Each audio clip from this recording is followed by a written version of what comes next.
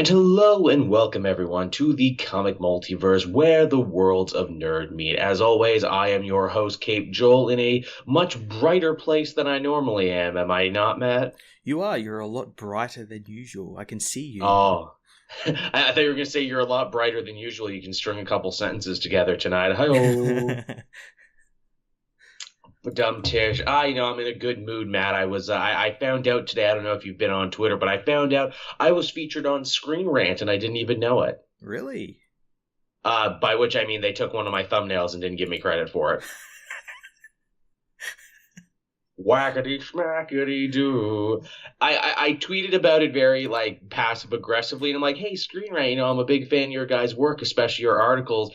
And it's clear you're a fan of me because you grabbed my Neo Joker thumbnail from Batman White Knight for your Joker video, gave me no credit, but clearly just grabbed what was my thumbnail, which totally looked out of place with the rest of the video. And I'm like, oh yeah, this is probably some really underpaid intern on like a deadline who had to make this and just grabbed it without thinking and hoped I didn't see it. I didn't see it. A fan saw it and sent me a picture, and I'm like, oh shit, so they did. That's why I make my thumbnails so discernibly different from everyone else's, so that if they get stolen, I'll know who stole them.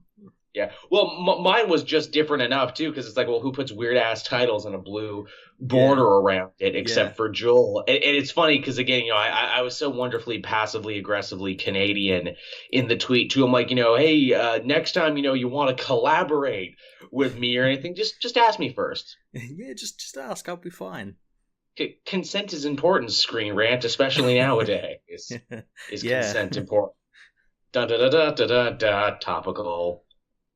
Hashtag Harvey Weinstein.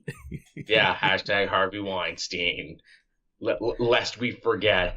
And that was my week, Matt. How's your week been? My week's been pretty good. It's been absolutely hot here in Australia. We've been going through a heat wave, so it's been really hot. So hence why my reviews are lacking this week.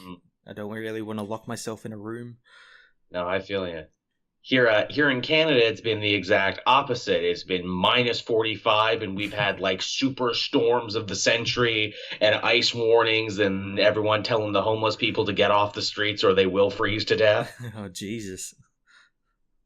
Oh, yeah, it got pretty ugly here for a couple days. It was like one of those things where you could see it progress throughout the day, where it's like it started raining. Then the rain turned to sleet, then it turned to freezing rain, then it turned to snow, then it turned to hail, and it just didn't stop, and it's like, Jesus Christ. Yeah, God, that sounds bad. I also, yesterday went and saw that new Jumanji movie. Oh, yeah, how was it? Pretty good. I didn't know what to really expect from it, since it being like The Rock and Kevin Hart and everything, but it's actually really good. That's interesting. I know they go through a video game thing now instead of a board game thing. Yeah, they do a really good job of explaining how the game turns into a video game and that sort of thing, and really, really well done. I actually know an interesting bit of trivia from that movie. The Rock's character is called Dr. Spencer, right? Yes, Smolder Spencer, yeah, something like that. He's called Spencer, and that's because the guy who wrote that movie is really good friends with Dan Harmon, the co-creator of Rick and Morty, loves his podcast Harmontown, where they play Dungeons and Dragons, and their dungeon master on that show is a guy named Spencer. And so he named The Rock's character after him. And that's a weird back-away story there, just so you know. That's why The Rock is called that. And that's why if I ever get to write a movie with The Rock, and I will be sure to call his character Matt as a tribute to Matt, my podcast. just Matt. Just Matt. No last name, just Matt. Matt, then just the little N and the slash and the A after it, not applicable. They call him Matt. But yeah, so that's the kind of week I've had, and that's the kind of week you've had. What about you in the chat, everybody, and in the comment section? What kind of week have you had? Yeah, we'll find out in a week's time when we post this. Yeah, exactly. It won't matter by the time you tell us, because a whole week will have passed by the time we put it up. But we're asking anyway, because we're nice like that, and that's what you do. is you ask questions like that. So should we hop into the news, Matt? Should we talk about what's happening this week? I think we should. Yeah, more happened this week than I thought would. One of the big things to start off our conversation, apparently Marvel Comics regained the rights to Conan the Barbarian out of nowhere from Dark Horse. Apparently Dark Horse was fumbling with its papers on the New York streets and just dropped Conan, and Marvel swooped on in and picked it back up. That's very strange, especially like right now since it's in the middle of like a big DC crossover with Wonder Woman. Yes. What a weird-ass time for the rights to return. But then again, the rights on Conan, as far as I can tell, have always been kind of fucked up like this, and they've always ping-ponged back and forth. Yeah. I think Marvel did used to do, like, comics for them, like, a long time ago. And then like, back when they were doing the Star Wars comics originally. Yeah, and then they went back to Dark Horse with Star Wars as well. And then now they're all back with Marvel. It's weird too because they made a big deal out of it because they had a big promo image which goes, "You totally stoked for Conan. Here's Conan next to returning Wolverine and Thor in the costume that you remember." And it's like, aren't you totally psyched for Conan? And I'm like, I guess. Are you implying that he's going to be hanging out with the Avengers now? Yeah, I hope they don't like make him part of the Marvel universe. I don't want that. Also, don't you already have a Barbarian in Weird World, that kind of Conan-esque comic series that you did a long time ago and then you brought up again with the last Secret Wars and it had a book for a little bit? Didn't you do that? Yeah, they did that through Secret Wars. And you could also kind of say like Hercules kind of fills that kind of Conan-ish role. Mm-hmm. Who owns Thundar the Barbarian? That is that Hanna-Barbera? Do they still own Thundar? Probably. For all we know, he's probably in those Hanna-Barbera comics at the moment. Yeah, really. Friggin' Conan is weird because it's like he's such a popular character. He's part of pop culture like Aladdin or Tarzan or all of these other characters. And yet he's never really gone out of print because people are always still making stuff about him. And there's like those popular Arnold Schwarzenegger movies that people still talk about. But I don't think he's ever been like a AAA character before. No, he hasn't. He's been kind of just on the fringes there a little bit. Kind of, he's a very niche market. Very niche. That's why I thought it was so funny that Marvel's like, yeah, Conan, isn't this great? And I'm like, I don't know. It's fine, I guess, if you like Conan. I don't think you're going to make any new Conan fans in 2018. You're either in or you're not. I'd like for them to like bring back like, I'd like them to do like a Conan Max series and give it to like Jason Aaron. Jason Aaron wrote the Weird World thing. That makes me think that they did that just for Jason Aaron. It's like, look, Jason, you've been doing really good with these Thor books. You might be taking Avengers soon if the rumors turn out to be true. We want to get you a little something. We got you Conan. What, like a Conan poster? No, we got you all of Conan. We bought the rights to him. Yeah, go nuts. What the fuck was I supposed to write? Really? On top of everything else, I'm now expected to write a Conan book because it was just a gift to me. I have to write it now. It's one of those gifts you can't like just re-gift either. Yeah, right. He's just waiting for their back to turn and be like, Dark Horse, I'll re-gift it back to you. Give me some money, I'll give it back to you, Dark Horse. Now, what I would be much more interested in is, if they said that Conan O'Brien was going to be joining the Marvel Universe. What was that superhero? What was that superhero alter ego of his? Oh yeah, who actually crossed over with DC for a minute there? Yeah. The Flaming Sea or some shit. Yeah. They bring him in. I remember they did like some totally shit with serious as well. Oh yeah. I remember they did some stuff like some of the Young Justice animators were fans of Conan, so they like put him in the background of Young Justice or animated him into a frame to make it look like he was there. Yeah, and I think like the people who made like the bat suit for the DCEU movies made him like a costume or something. Nice. See, talk to me and Matt again when Conan O'Brien gets to join the Marvel Universe. You know what it should be? He should join it, but not as the Flaming Sea. He should join it as the clueless gamer. He should just be sitting there when superheroes are beating each other up and be like, I don't get this. I'm too old for this. I don't even know what's going on here. That's what he should just give endless commentary on the next big Marvel event. For Avengers No Surrender issue 2, Conan should just be sitting there like a Greek chorus the whole time and talking about how he doesn't get what's going on. I think we would all support this endeavor. I think this is what will help balance Marvel's books in 2018. This is the turning point. This is the Conan era. It's like we had the Silver Age, we had the Bronze Age of comics. Now we're having the Conan Age of comics. Oh man, and if that's popular, freaking DC's like, oh man, what do we do to follow suit? Who do we put in here? Jimmy Carr. It'll be the Jimmy Carr era of DC Comics. Just a sassy British man insulting everyone and who occasionally doesn't pay his taxes. That's what they'll do. Yeah. Everything will be great after that. Actually, speaking of Marvel and balancing their books, I didn't put this in the news thing, but apparently someone sent me a thing right there of like, they've tabulated all the results for books for the end of the year and everything in trades and like who went where. And apparently Marvel didn't do half as bad as everyone had been saying they were doing all year. No, they had some really good stuff come out, and I think people realize that. And as we were saying like last week, it was a lot of their like C-list stuff, like Black Bolts and Star Lords and stuff that people they were putting all their talent on, and that's what people were picking later up. Yeah. Yeah, and the end of the year reports have shown that. And actually, hey, if you like Marvel positivity, I think when we get into what we read this week, and again, I kind of primed the pump when I mentioned Avengers No Surrender, but we'll talk about that when we get there. Yeah. Yeah, the next piece of news here, and oh man, Matt, this news story has just continued to give to us here on the Comic Multiverse over and over again. I hope we get to talk about this for another 4 years.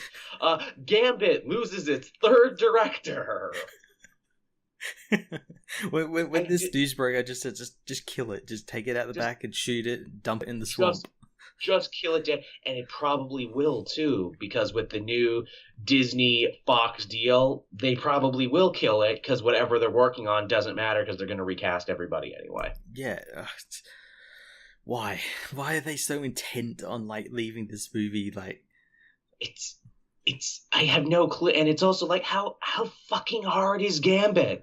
I know, like, yeah, as we've been saying, and like, I think everyone else has been saying, just make a heist movie. Just make a heist movie.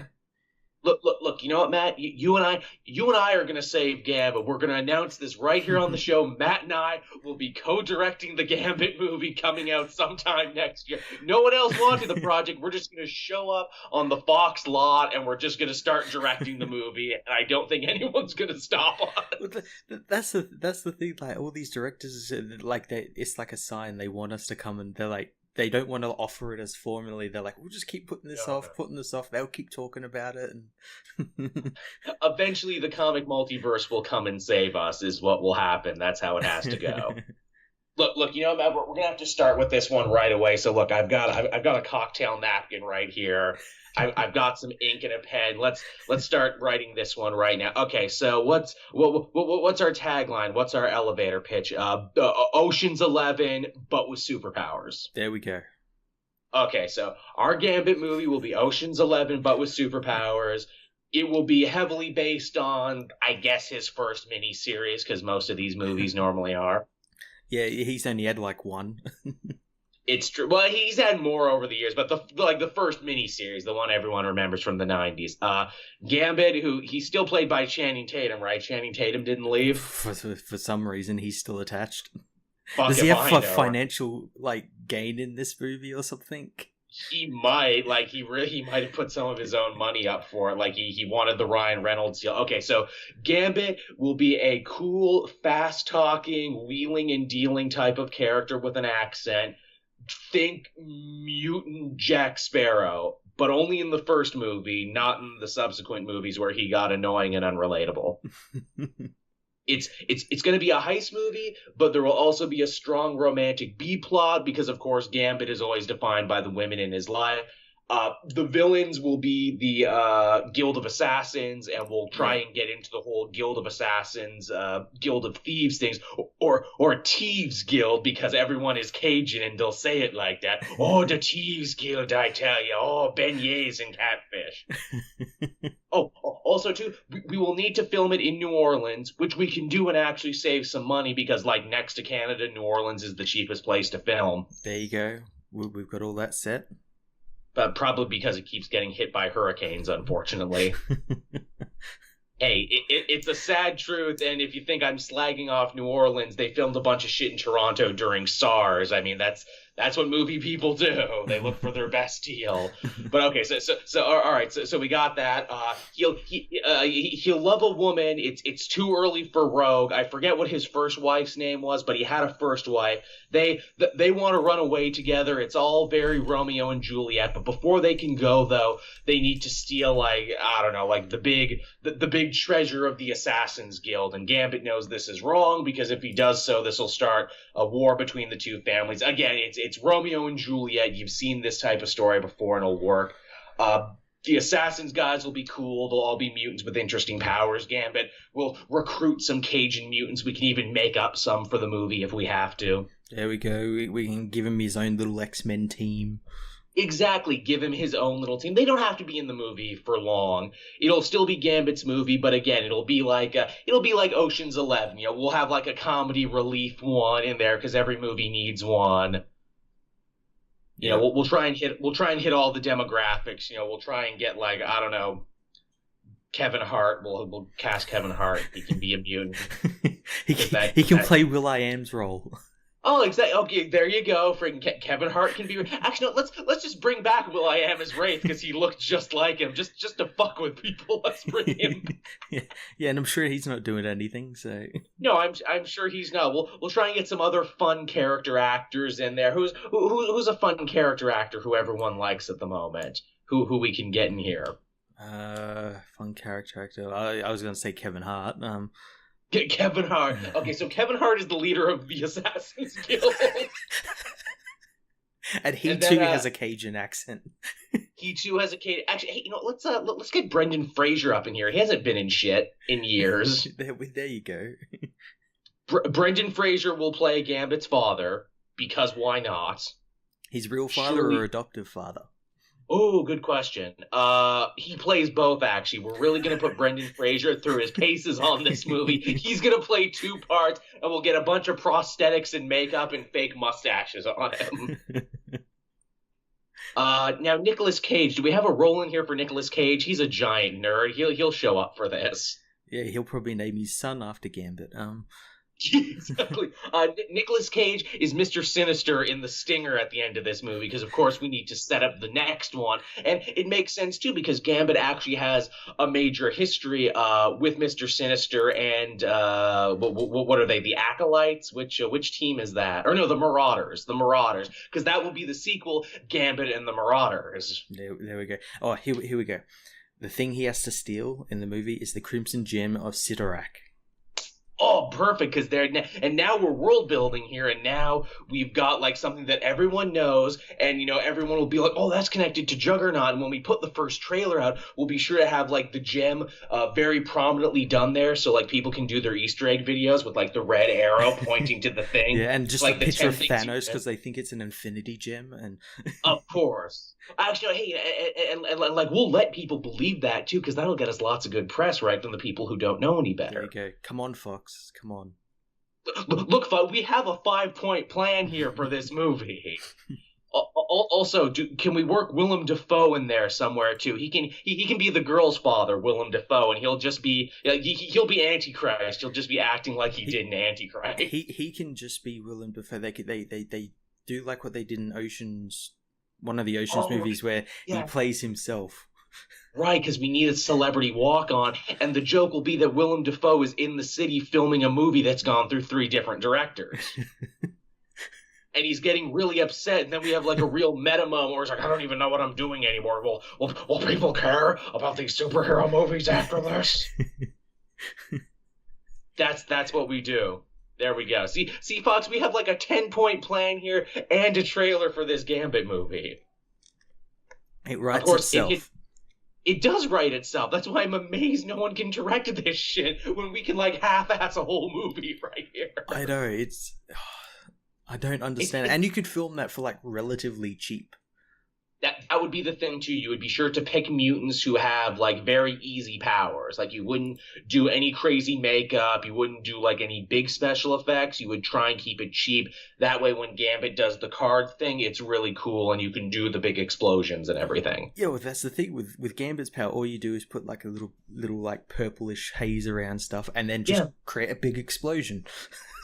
Right. Okay. Well, what's our big action scene here? Okay. So the eventually, because it will have to be the way the Thieves Guild and the Assassins Guild will need to go to war with each other, and it'll be like a big like sharks and jets, like fight scene, like big gang war between them during the middle of Mardi Gras, of course. Yeah. No. Here we go. They have to escape through a casino, and that's where Gambit gets his cards from. I actually think that's a bit actually in the Gambit miniseries where he like goes to Monte Carlo. So yeah, exactly. The casino scene. That's our big second act scene. You're right, because they're escaping and the assassins are chasing them and they're all cool and shit. And they're throwing knives and like poison blowguns and everything. But Gambit's like, no, I got this, and he picks up like one of those big deck shufflers of cards and he like throws them everywhere, and it's super cool and badass. There you go. There you go. That's our Gambit movie. But then it hits me, none of this will matter though, because Disney and Fox are doing a deal and they're going to recast anyone anyway. So we'll have a really awesome Gambit movie, and we'll put all these Easter eggs and sequel hooks, and it will go nowhere. But hey, if you like our fan Gambit movie, tell us in the comment section below. Maybe we should do this. Give us more doomed superhero properties, and Matt and I will put it together. Yeah, there's going to be lots. There's lots out there already. Don't be surprised though if we cast Kevin Hart in all of these, or actors that we've just seen in other movies. Kevin Hart, he's just like he's the connection. He's the Phil Coulson. You see, Kevin Hart, he's a funnier character than we've ever had before. If we can get Kevin Hart to work, he's the key to all of this. If he works, then the movie works. And the whole franchise works. Yes, it's the Kevin Hart cinematic superhero universe. I don't even think Kevin Hart is that funny, honestly, is the thing. But they keep casting him in everything. Like Hollywood is like, no. We will find the thing that breaks him. We will find the thing that works. And it's like he's always in the same buddy movies, and he's always just playing himself, but maybe like 10% louder. Yeah, that's what he was in Jumanji. He was just himself, but 10% louder. It's like, hey, we need a Kevin Hart type in this movie. Well, why don't we just hire Kevin Hart? Okay. That's genius. That's fucking genius. See, Jenkins, that's why you make the big bucks. You're going far in this organization, I tells ya. Oh, thanks, boss. But believe it or not, this wasn't the only bit of X-Men and Fox-related news, because apparently not only did Gambit lose a director, but it got its release date shuffled around. I mean, really, how the fuck can you shuffle around a release for a movie that's apparently not even gotten underway? That's like moving around invisible shit. But yeah, so that one got its date moved. Deadpool 2, which of course is the big one that everyone is excited about, it actually got its release date moved up by 2 whole weeks, which that almost never happens. It's coming out on May 18th now. Yeah, that's a couple of weeks after Infinity War. Before Infinity War. And like a week before the Han Solo film. Yeah, which again makes it feel like, okay, Disney, we have a hand in this now, or at least we have more pull than we did. So let's start moving some dates around. Let's start playing, some analytics and shit. I don't understand the analytics of big Hollywood movie making, but I'm sure the suits and the money men and the big brains have crunched the numbers on this. And they're like, well, if we move it up by 2 weeks, we'll maximize our profits here, here, and here. Yeah, I have no idea why they moved it up. Especially when they have like 2 other movies coming out at the exact same time. Like, it's not going to cut into Infinity War all that much. I could see it maybe cutting into the Star Wars, but again, it's Star Wars. It's going to make a shitload of money regardless. Just on the merit of being Star Wars. Maybe they're trying to do a bit of counter-programming. They're like, well, we've got a bunch of family stuff coming out here, here, and here. Let's have something more raunchy and R-rated that people might want to go to. Or even let's make it to a way where all these movies are in theaters at the same time. So people are like, oh, well, let's have a whole day of it. Let's go see Deadpool in the morning and let's see these other two at night. Let's spend the whole day at the movie theater. It's also cool to think that within the space of a month, Josh Brolin will be the bad guy in one film and the hero in another film. Man, it's a good fucking time to be Josh Brolin, apparently. It's a good time to be that guy, wouldn't you know? His press tour is going to be fucked. Oh, yeah, I can only imagine what that must be like. He's going to be living on the goddamn red carpet, apparently. He's going to be doing those, like, Google autocompletes that they do, those fun interviews. He's just going to be living in those. He's going to do it, then we're not going to hear from Josh Brolin for, like, 2 years. He's like, I slumber now. I slumber till Ragnarok. I can only be so gruff all the time. Hard to be this gruff. The other big movie they moved was New Mutants, which has now been pushed all the way to February 2019. So we're not even going to see that until next year now. 10 months. 10 whole months. Did you see the reason they did this? No, here's the thing. I didn't care what reason they gave because I don't care about New Mutants. What was the reason they gave? It was the most PR spin ever. They said they did it, they pushed it so there wouldn't be any overlap in Marvel movies. Right, of course. And I'm like, well, to do that, you only push the movie like 2 or 3 months. You don't push it almost a whole year. So it makes me think they're like maybe doing something with it. They might be trying to rework it. They might be like, no. Maybe we're going to recast our main X-Men, but that's not to say maybe we don't want a more interesting side project going on here that maybe can experiment with genres and can do horror and has a good cast already. Maybe they don't know what New Mutants is going to do. It's like maybe it'll be a surprise success.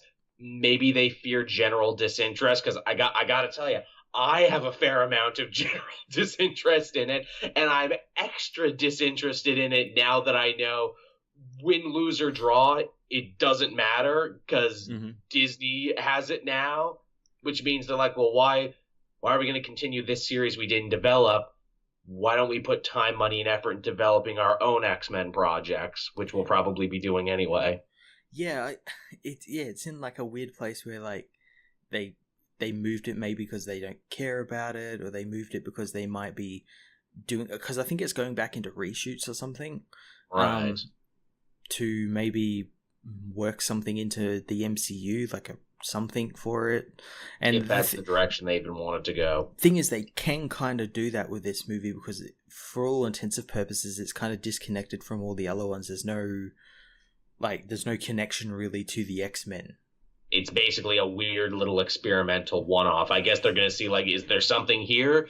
Is this going to be a Logan or a Deadpool success? Because if not... Yeah. Or is this just you guys throwing shit at the wall and seeing what sticks? Because, again, mark my words, they're going to be like, oh, yeah, of course we're going to have, X-Men Dark Phoenix. Of course we're going to have New Mutants. They're basically already done, so of course you're going to get them. But they might be your last, though, because we want to recast our own. We want to find our Tom Hollands of the X-Men universe. It's like, and again, too, it's like nothing's really lost as far as I'm concerned. Like, McAvoy and Jennifer Lawrence and all those other actors they had gotten for this new, like, rebooted X-Men trilogy, they're pretty much already done after 3 movies. Well, that's the thing. Like, a lot of them have said that they kind of just want to get out of it. I know Jennifer Lawrence does. I think probably she was asleep during those last couple. Yeah. I think like the only one I would want to keep on was probably Michael Fassbender. He was good. He was really good. I doubt they'll keep him on, but I genuinely did enjoy him. Yeah, he was one of the only real shining little parts, apart from like Wolverine, from the X-Men universe. But yeah, I don't think they'll keep him on. Yeah, exactly. Like, they're already basically done. They seem like they don't want to do it anymore. And they already dropped the ball and fucked up setting up the new, younger generation of X-Men. So it's like, well, why even bother then? Yeah, just reboot the whole thing. Just reboot Dark the whole... Phoenix will be the last thing. Yeah, third time's the charm. It's gotten to the point now it's like people are used to the X-Men rebooting now. Yeah, well, it happens like every movie, basically. Happens every 3 movies. Yeah. Which, again, if they do that, that means by the time Deadpool 3 rolls around, he can make a joke of being like, oh, which one? Patrick Stewart, McAvoy, or this new guy? Or he like, well, because that means Deadpool can actually meet the professor in these movies, and he's like, huh, you don't look like any of the other guys. Yeah, you look a lot different to what I've seen before. Yeah. Or, man, I preferred the other two. Have Deadpool be the only one aware of all the different reboots that have happened. Or be like, man, these costumes aren't as good as the yellow ones. So many places you could go with that. But yeah, that's New Mutants. That's the Fox slate of mutant-related movies. But not to be outdone, Matt. Sony had something to say this week, too. Sony stood up in class, and they're like, we have something to say. And everyone's like, no, let Sony talk, everybody. Come on, let's not be mean. Let's let Sony talk, everyone. And they said, we have a picture of Tom Hardy from the upcoming Venom movie, and it's a first look. And everyone's like, is he in the costume? And they're like, no. Yeah, this is just a picture of Tom Hardy holding a notebook.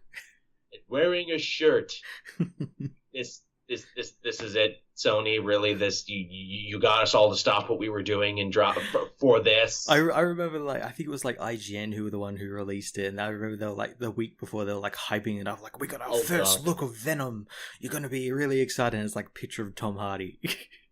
Like I know what he looks like. In a shirt with a notebook. I'm like, now was that shirt from the costume department? No, Tom wore that shirt here. And the notebook were like his acting directions. Well, apparently the notebook was stuff like, oh, are they making symbiotes? Is there a symbiote program? And it's like, I don't care. Yeah, no one cares. Suit or fuck off, seriously. Just show us the suit or stop. And like, here's the thing. IGN and all these other sites are probably going to milk this Venom exclusive for the next couple months until the movie eventually comes out. Like, they're going to be like, oh, we have another Venom exclusive. Here's Tom Hardy with another shirt on. Yeah, maybe they can't show the suit because it's probably going to be all like CGI. Oh, probably. There probably is. Some poor animator is hard at work on that right now, trying to make it work and make it move. Yeah. And again, too, I chopped this Tom Hardy Venom movie up to who asked for this? Who cares? Yeah. Why? Again, yeah, it's why? Especially in a day and age now where it's like, okay, Marvel Disney has all their toys back.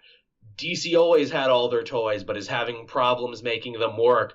Who cares about Venom off on his own? Exactly. It's so strange when like a movie like this could get made, but like a Gambit movie, which is one of the easiest movies to be fucking made, is like spinning its wheels for like 4 years. And like, I don't know if it speaks to me too as a fan and how spoiled we've become now in an era when all of our film franchises are interconnected and have Easter eggs and continuity. Like, there would be a time in the past where it's like, whoa, they're making a Venom movie. And I'd be like, whoa, how cool. I never thought I'd see that. Now it's like, well, unless he can hang out with the Avengers, I don't care. Or unless there's a chance he can hang out with the Avengers, I don't care. There still could be that chance, but the thing is, like, they because it's going to be like, what, R-rated and all this sort of stuff. Like, yeah, and it's kind of weird to do one when they haven't really set him up beforehand. They're just kind of dropping us in, and they're like, well, how does this work without Spider-Man and all that sort of stuff? Yeah. Who wants a Spider-Man-less Venom movie that will need to build an origin sans Spider-Man? Well, it's like they're making a Spider-Man universe without Spider-Man. Yeah, because they got like those Silver Sable movies that they probably won't get made or anything, and the Mobius movie and everything.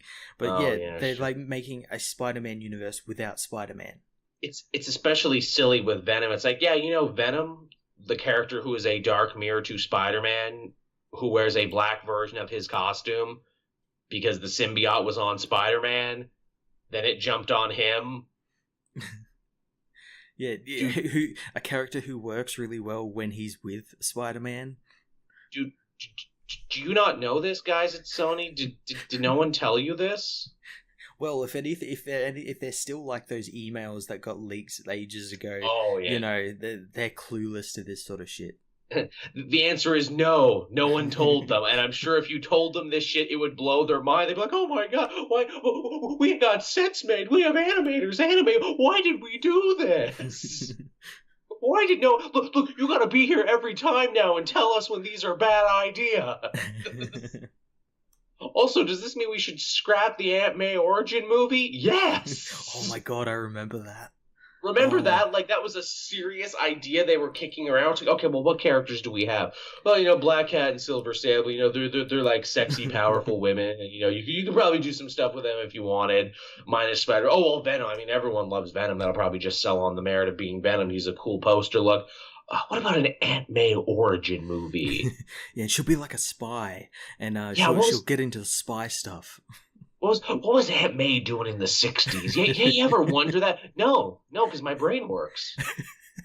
No, I have never wondered that because I'm a sensible human being. I have never once wondered what was May Parker, although she wouldn't be May Parker back then. What was May Riley doing in the 60s? And you will never make me care about what May Riley was doing back in the 60s. No. It's funny too. I remember that her maiden name was Riley. That's probably another thing them making the movie didn't know. Where it's like, okay, so it's a May Parker origin movie. May Parker in the 60s. I mean, she wasn't married to Ben Parker then, so she didn't take his last name. But she's only been known as May Parker. Right? No one could possibly know her last name. Comic fans know. In fact, Ben Riley, the Scarlet Spider, took Riley because that was her maiden name, because he couldn't be Ben Parker. That would be confusing. Like, and then you could just see the suits, like their eyes would just cross and glaze over as you tried to explain this to them. The blood's coming from their nose and. Or they're just like, why are we even doing these anymore? Can't we make Westerns again? Can we just make Westerns? Can those come back? These superhero movies have so much baggage attached to them, but they make so much money. We want to make money. We're so... We did bad with Spider-Man. They took it away from us. We said racist things in emails, and everyone got mad at us. Also, maybe the Korean government hacked us for those emails because of something Seth Rogen and James Franco did. Man, we lived an interesting couple of years, didn't we? Man, 2014 was so weird. Yeah, it wasn't ever. But not as weird as 2018 is shaping up to be. And with that, we can actually move on to another story, which is actually very much in the X-Men family. Apparently, Marvel is actually working on a Black Widow movie now. Yeah, they've got a writer, and I think they're getting into meetings with Scarlett Johansson and everything, and it looks like it might be happening. It's about damn time. I mean, everyone likes Black Widow. She always has cool moments in those movies, especially in the Captain America movies, where she basically got to co-lead anyway. Yeah. Furthermore, did you see how much money Wonder Woman made? Yeah. What if you could do that? Also at a fraction of the cost, because it's Black Widow. She doesn't have any superpowers, so no one's expecting anything huge. You could make a reasonably priced Black Widow movie, put it out at the right time of year, and just rake in the goddamn money. Yeah, and again, it's like a simple film. It's just a spy thriller. Like a James Bond Bourne sort of thing. Hey, did you see that Atomic Blonde movie? Just literally superimpose Black Widow onto that. You could literally, because that movie was involved like Russians and stuff like that, and like Soviets and everything. Hey, did you see the John Wicks? Just take Keanu Reeves out and put Scarlett Johansson in, and there you go. Yeah, and you could get like the guys that made that movie, because they just made Deadpool 2. Exactly. Like take a meeting with those. I bet they jump at the opportunity. Also, here's Or hey, you know what? Lexi Alexander, you remember Punisher Warzone? Wasn't that awesome? Wouldn't it be nice to get her back into the fold? She's a creative writer director who does like kick-ass action movies. Wouldn't that be something? I don't know if she'd want to work in the Marvel system, but I'd like to see it. I think she kind of hates Marvel at the moment. I think she does. I think she blocked me on Twitter a long time ago. I don't even remember what I said to get blocked. It might have been a preemptive block. I think I was in a group of other people and I got blocked. I just remember the last time I heard from her was like, I think it was like when Daredevil season 2 came out, and she got mad because they had a fight in an alleyway and she wanted to have a fight in an alleyway with the Punisher. I have no fucking idea. Something like that. Again, too, it's like I have never been in those meetings, so I don't know what she heard and what they told her she couldn't do. She was on one of those episodes of How Did This Get Made, talking about Punisher Warzone, and that was a really great interview. Yeah, it was. I think that's the one that kind of made me fall in love with her as a creative, because she's like, look, I didn't read the comics, but I went to the forums, I asked fans, I'm like, okay, what would you like to see? Okay, I'll do that then. Yeah, and then people didn't like the movie. And then people didn't. That's fine. I like Punisher. I don't care what anyone says. I enjoyed the shit out of Punisher Warzone. Is it a cartoon? Yes, but so were the Punisher Warzone comics that it's based on. Yeah, it was a great film. Big, dumb, violent cartoon. If you gave me a bunch of money, I'd make that movie.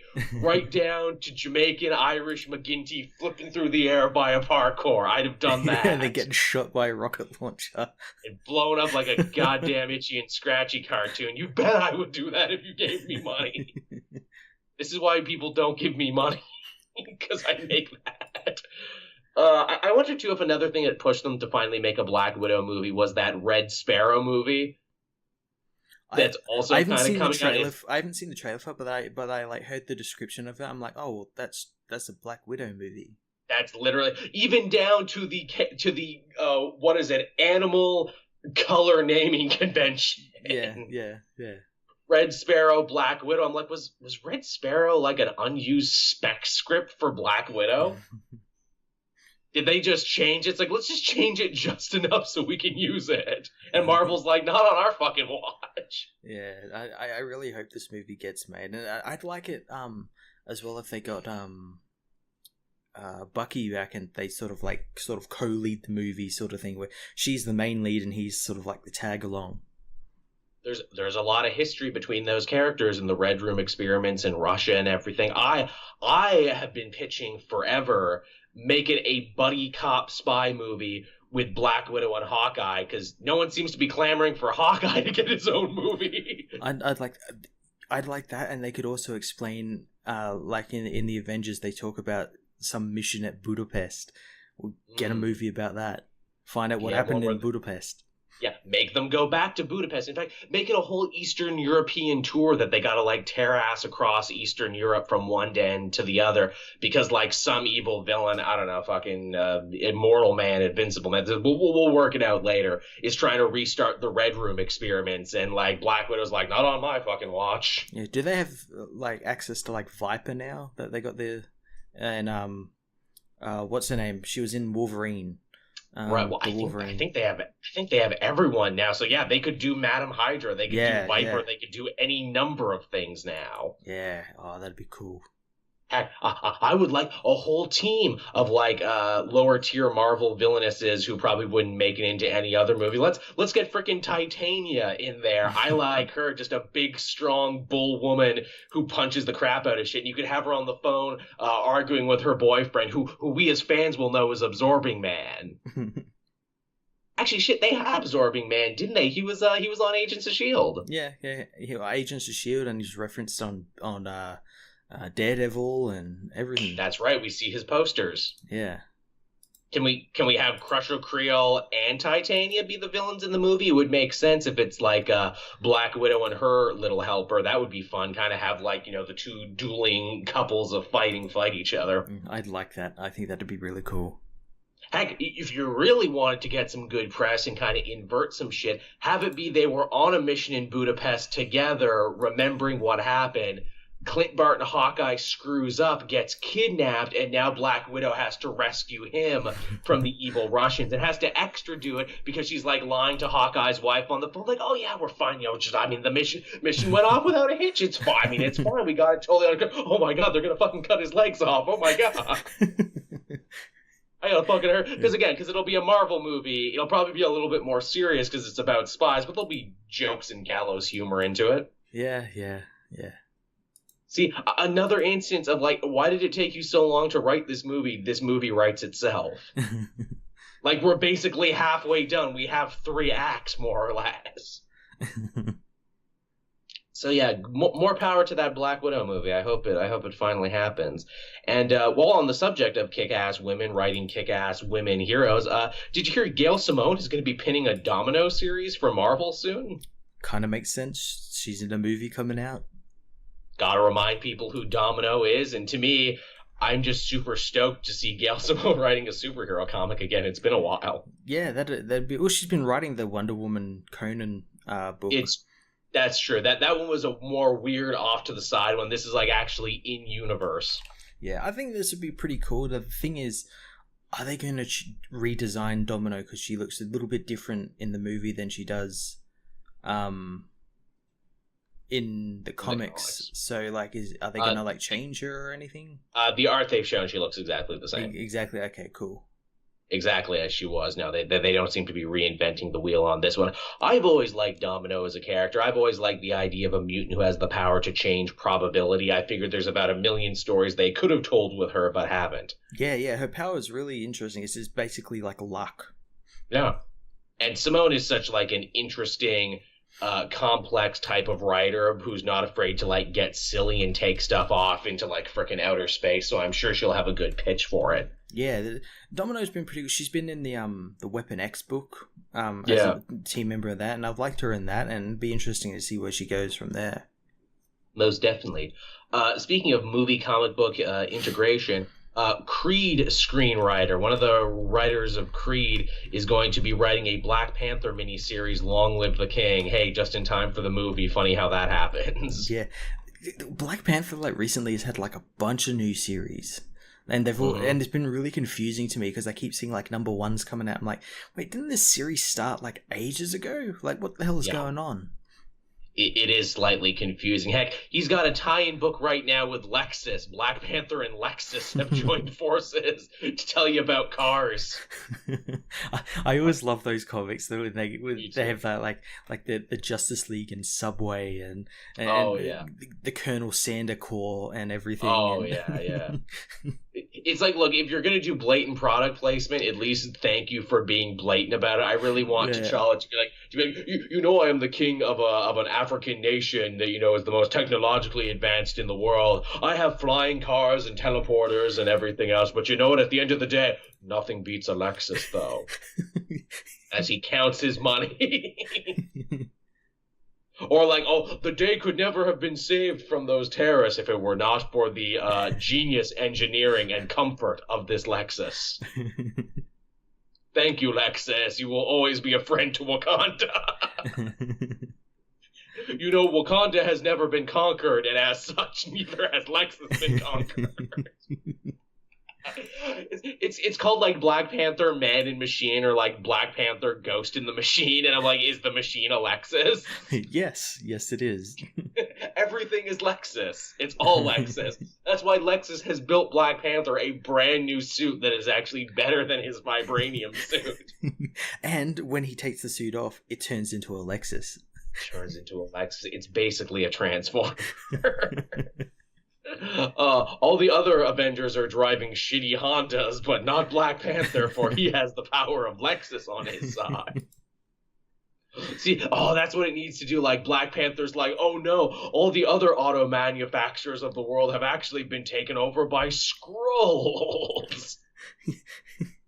And they're turning Skrulls into cars. Don't buy a Ford, everyone. Don't buy the new Festiva. Don't buy the El Camino. Only Lexus can you trust, for they are not owned by Skrulls. Goddamn. But yeah, so that's Black Panther. Long live the king, everyone. I don't know if it'll be as fun as this Lexus story, but it's a thing. One last little bit of comic movie news, because it's all kind of together.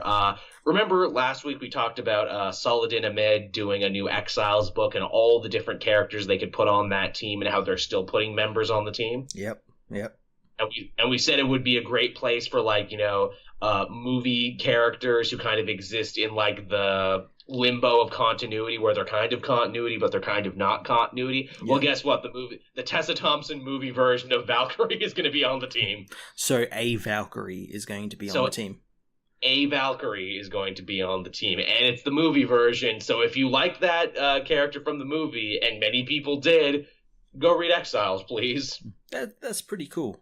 I like it. It's a really smart idea. Like, they could have put anyone in there, but I'm glad they put Valkyrie in there, and apparently they're going to be putting some more members on there.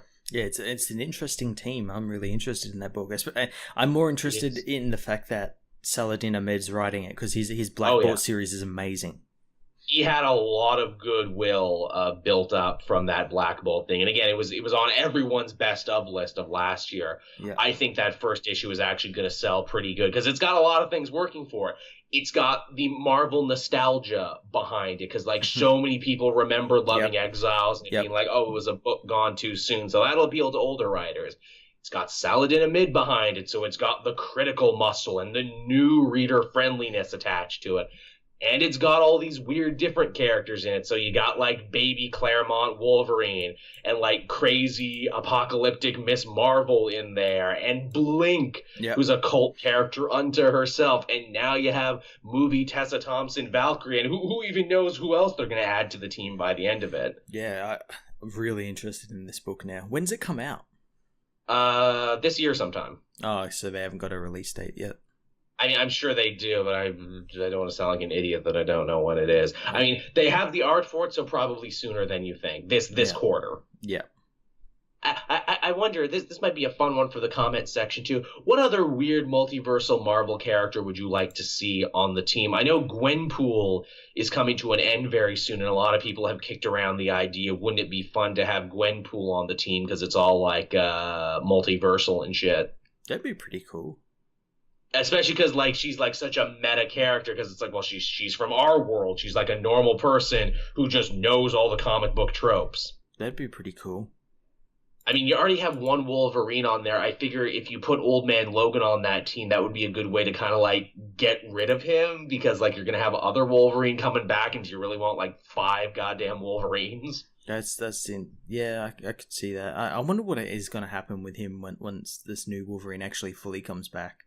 I know, right? There's no Hulks on the team at the moment. The Maestro would be a fun member of that team. I know he's a villain, but if they could find a way to get him to play nice and put him on that team. Well, since they don't have a book anymore, get General Maverick from the US Avengers on it. Ooh, yeah, that'd be fun too. It's like, hey, any character you want to keep alive or keep around from a book that didn't quite make it, put them on that. Yeah. Hey, that Old Man Hawkeye, I didn't read it, but he has a book right now. If you got to have a cranky old man, someone on there, put Old Man Hawkeye on it. Ooh, hey, another weird multiversal character who, like, totally fell through the cracks, and this would be great because they don't have a Captain America allegory yet, or analog. Get his son who became Nomad. Remember him? Remember Captain America's weird adopted son from the Zolaverse? Who became Nomad and was around, then he disappeared after Secret Wars. Put him on the team. Yeah, I wonder what happened to him. He went to a universe hilariously ruled by Hydra during Secret Wars, and then he just fell off the face of the earth, and nobody gave a fuck. I remember seeing a theory kicking around where, like, people were saying that during Secret Empire, like, that Captain America wasn't Steve, it was his son. That was going to be revealed that it was his son. There was that, and then there's the hanging plot thread of Kraken, because they had a new Kraken, and Madam Hydra, who was the one who was kind of controlling it all at the time, she's like, hey, you have a deep connection to Steve, but he must never know. And then Kraken never took off his mask. I assumed that's who it was. Yeah, his son, yeah. That it was his son from another universe. And they still never revealed it, and Kraken was still around, and Kraken was talking about breaking evil Steve out of jail, so that could be something they could do. Yeah, that'll be someone other than Nick Spencer will have to write that, though. Yeah. The Deadpool book is dealing with that. I haven't read the new one this week, but apparently Deadpool is going to try and kill evil Steve before Hydra can break him out of jail, in doing so clearing his slate and his conscience. Oh, so he's not evil anymore? Well, he was, and it's well, yeah, it's he very. was for like 2 issues. He was, and he wasn't even really that. He was reckless, is what he Yeah, was, and yeah. apparently they're going to be turning Deadpool back to regular Deadpool. So yeah, Yeah. Despicable Deadpool was not despicable for very long. It's like they wanted to make him despicable. That was like them putting their foot down and be like, this is different than the charming Ryan Reynolds movie. We're bringing Deadpool back to his hardcore anti-hero roots. Oh, what's that? We won the rights to it? Oh, we control it now. Oh, well, fuck. Well, everyone's got to love Deadpool then. He's got to hang out with the Avengers because he will eventually meet the Avengers. Yeah, he's got to be a hero. Did we say Despicable? That's a miniseries. Course correct the fuck out of this. Actually, too, remember we asked the question, what happened to Preston? Mm-hmm. Well, he has Preston's LMD body, and he's talking about maybe rebuilding her soon, but he's afraid to rebuild her because, like, wow, is there any way I can rebuild her where she won't hate my guts? Hey, if you killed Evil Hydra Steve, that would be a good way about setting it right? No, but I did good, though, right? I killed, and that was bad, but I killed again, and it was good. And I guess with that, everyone, we can hop into what we read this week, because that was basically our last story anyway. Yeah. I talked about a couple, so I'll let you go, Matt. What did you have this week that you enjoyed? Let me Spoke to you. Bring up my list here. It was a lighter week this week, thank God. It was, but I'm still going through like all of my comics from like the last week. Same. What do I have left? I have Daredevil, Green Arrow, Despicable Deadpool, Miss Marvel, and 2 issues of Deathstroke. Oh, jeez. That's a lot less than what I have. Obviously, we had Action Comics issue 995. We're 5 issues away from 1,000. Hard to believe, right? That in our lifetime, we will see a major superhero comic book cross 1,000 issues. Wow, that's amazing. I think like the only other ones are like stuff like Judge Dredd and stuff like that. Yeah, they're having a big celebration about it, and very well deserved. Yeah, and did you know that Brian Michael Bendis' first DC story will be in Action Comics 1000? I did know that. They didn't say he was taking over the book, but that, I mean, I'm sure, as with most big anniversary titles, it will be an anthology and a bunch of writers will have one. But yeah, it's cool to think that Brian Michael Bendis, he's going to have a story in the first ever 1,000th installment of a character. Yeah, that's awesome. It is pretty awesome. It's really cool. Yeah, but so this Action Comics, this was more of a Booster Gold issue. It was an entirely Booster Gold issue. In fact, Jurgens basically pumps the brakes on the entire story to be like, hey, did I mention how much I love Booster Gold? If Booster Gold got a spin-off series, it'd be a lot like this. Yeah, what was really interesting is that we had Superman obviously dealing with like the father issue stuff, and Booster also has father issue stuff, and it's kind of they're kind of similar, but Superman doesn't realize that, and he kind of takes him going through Booster's life because they end up in Gotham City in 2060 something. Yeah, and the timeline that Booster is originally from, that he left to become Booster Gold. Yeah, and he kind of sees that Booster is a little bit more than like just some nobody who stole something and tries to become a hero. It is all about the product placement and all that sort of stuff. He's a little bit more than that. So Skeets literally gives him a lore dump. He literally gives him Booster Gold explained, so Superman can care about Booster. He read the wiki. He literally gives him the wiki dump, and Superman's like, oh, well, I never cared about Booster Gold until now. I guess I gotta go help him. Because the thing is, Booster gets arrested for crimes he committed, and Superman's like, well, I'm mad at him for fucking up my Krypton thing, and also, why should I help him? They arrested him for shit he did. Yeah, he did the crime. He needs to do the time. And Skeet's like, yeah, but he actually gave up a lot to become Booster Gold, and like he just has really bad luck, and there's all these extenuating circumstances you don't know about. And the thing that gets Superman is, of course, his shitty relationship with his dad. And Superman's like, man, I would hate to fail so hard as a father that John would leave the present just so he never had to see me ever again. Yeah. Maybe that's like foreshadowing of what might happen. That did feel like foreshadowing, didn't it? I felt like really strong. Just the way Superman said it. Also, continuing on the father bent there, Lois is trying to get a hold of her dad, General Lane, before he's executed in another nation. Yeah, I thought that was pretty cool. And Superboy's tagging along, so he's going to be meeting Sam Lane. That's going to be cool. I've really wanted to see that, like, more than just about anything else. I'm like, how will Sam Lane feel about this, knowing that he has a half-alien grandchild? I get the feeling Sam Lane's gonna die, and on, like, his last couple of minutes, he's gonna tell Lois that he knew that Clark was Superman all along, and, you know, didn't do anything about it because he saw his daughter was happy, all that sort of stuff. That'd be nice. I'd like that. Yeah. Heck, I'd kind of like him to be around, because it's like, can no one in the Superman family have family anymore? Like, extended family? There's a sweet moment, too, because it's like, oh, well, if Lois is going on this suicide mission, who's watching John? Oh, the Whites watch John. That's nice. Yeah. They babysit him, and he has a room at Perry's place. I'm like, oh, that's nice. Also, they're old, so they don't know when he sneaks out at night to go on dangerous suicide missions. He tricks him with the old pillow into the sheets. Yeah, that's Perry not the only time he tricked Tim Drake's Batman with that. Did he really? In Super Sons of Tomorrow, when Tim came after him, and I can't remember which issue it was. That's right. Yeah, he tricked him with that. That's right, he did. That's because clearly John makes a habit out of this, because he snuck out to hang out with the Teen Titans. So he did the old pillow trick, and Lois fell for that. So he's really good at it. That's another one of his powers that you don't hear about, super pillowing to make sure people think you're there. But yeah, that's the Superman. It was fine, but like, it was such a Booster Gold like detour. Yeah, and I kind of think we kind of needed it as well, because like, it was like Dan Jurgens returning to the character he created, and it was kind of like, oh, I want to do a little bit more about this character. I never really got the chance to, so now I do, now that I'm in charge of this book. Also, in a story that's filled with fatherhood and where fathers are such a huge theme of this, do you think we'll see Rip Hunter by the end of this? I thought that would actually be a really excellent place for this to go, where it's like, you know, Booster challenged his own father only to be like, oh yeah, I'm a dad myself at some point in the future. Here's my British son, Rip. Could happen. It could happen. Rip's been in, like, the Green Lantern books, so... Oh, has he really? Yeah, a while back he was helping the Lanterns with, what do you call it? The nth metal beings that were coming after, like, Orion and everything. Now let me ask you this. Does Rip Hunter look like his show counterpart, or does he look like his old counterpart? Old counterpart.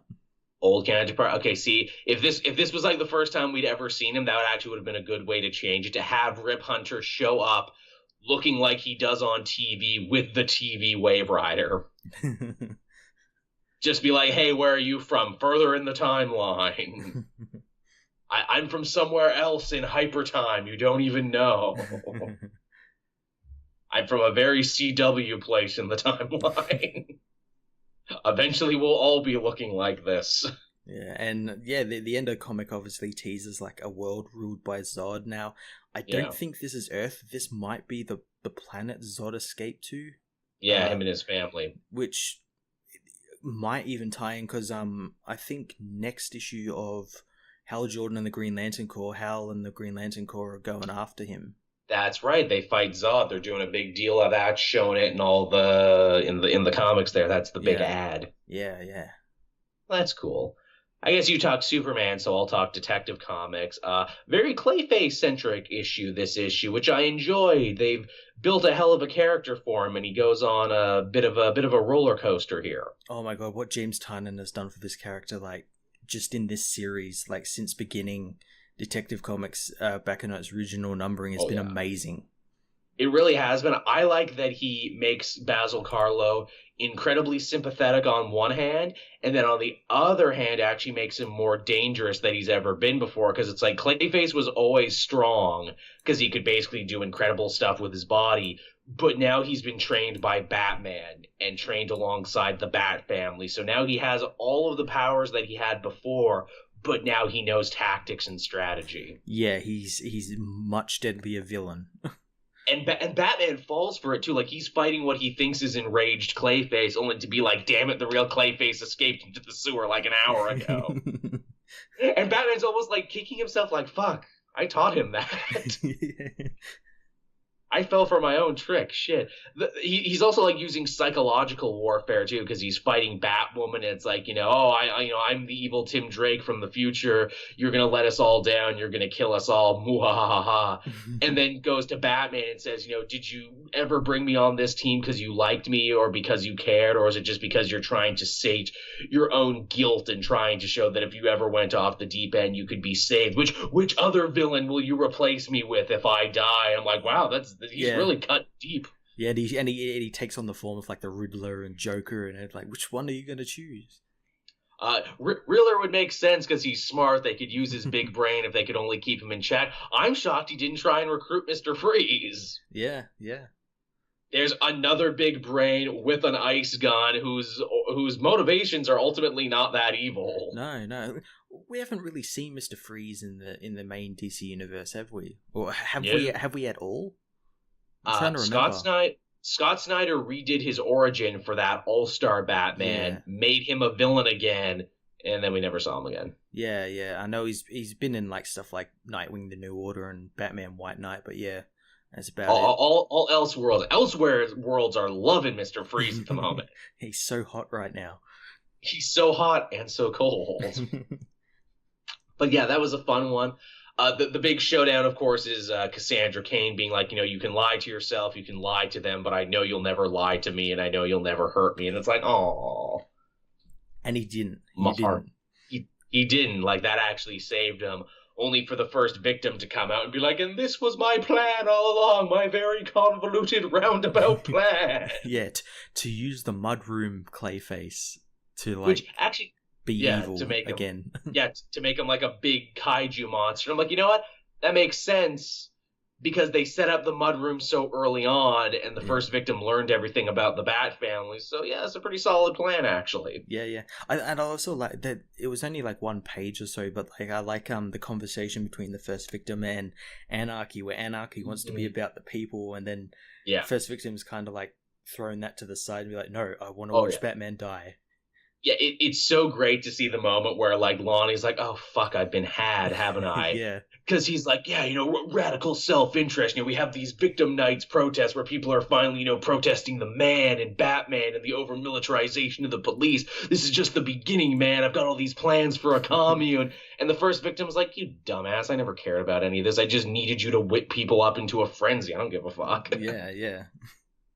Which makes me think, I'm like, ooh, does that mean Anarchy could possibly join the team at some point? Because they kind of hinted at it a couple of times, because his intentions are good. They're a little bit extreme, but they are good. Yes.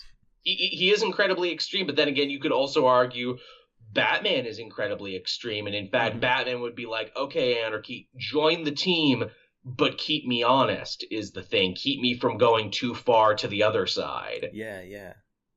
And that would be fun, too, because then you would have, like, Batwoman and Anarchy kind of, like, butting heads because they represent, like, the two different extremes. Yeah. Where she's like, no, more army, more high-tech militarization.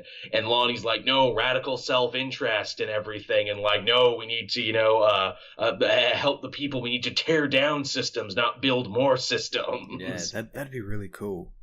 That would be cool. And clearly Tynion likes Anarchy because he likes the Tim Drake era of Robin when he had a solo book and Anarchy was like his arch nemesis. Yeah.